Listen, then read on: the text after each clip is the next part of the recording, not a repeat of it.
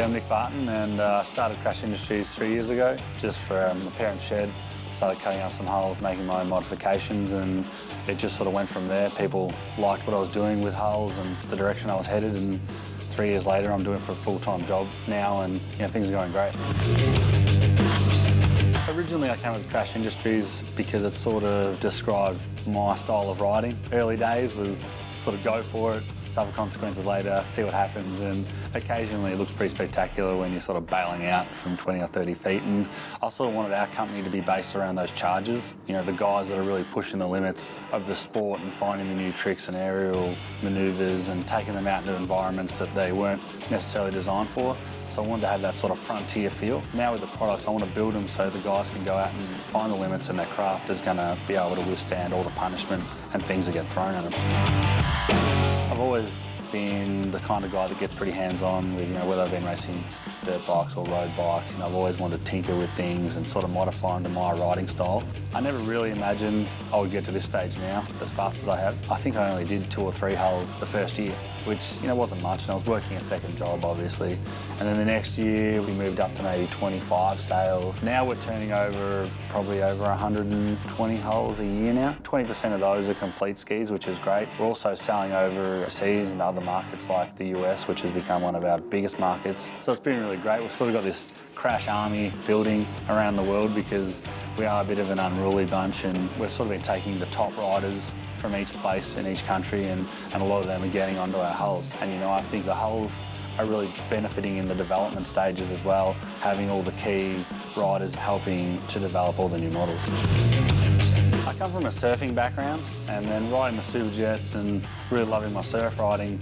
There are a few fundamental flaws in it, having really straight edges, and it was something that sort of went all against the grain of surfing, so I started to add the surfboard curves and things to hulls, putting rocker on the noses and rolling everything around so the water travelled better around the hull. And I worked really closely with Stump Surfboards. He was really interested, and he was looking at the ski and just using all his years of knowledge, just looking at 1/8 of inches here and 1/2 an inch there can make so much difference in the water.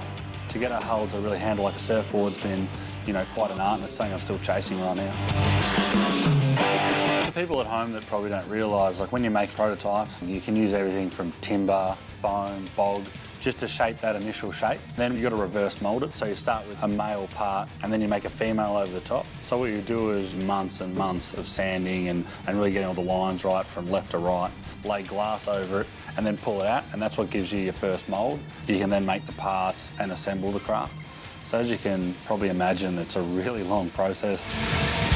They then move into our infusion booth where they're stacked. All the glass gets put in dry. Then there's a flow medium put over it and a bag put on it. You pull the bag down, which gives you about 10 tonne of pressure per square inch, and then you infuse the resin into the part and wets it out, saturates the whole lot.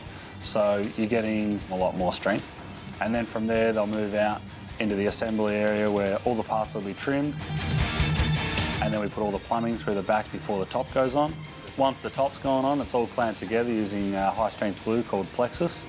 We then reinforce all the hulls, and then we move on to fitting all the footwells, trimming, finishing the noses, and then once that's done, we move on to sanding, then graphics, then turf. So there's roughly about 70 hours from the time you take the glass off the wall to the final product getting wheeled out the door. We're also really universal, so we can take either Kawasaki or Yamaha running gear, which is your pump, shafts, electrics, engines, and they'll bolt them into one of our crafts. So the engines are really good, and then they realise they're in a purpose-built hull, so that it gives them a different feel in the surf and making their engines feel more lively and more responsive.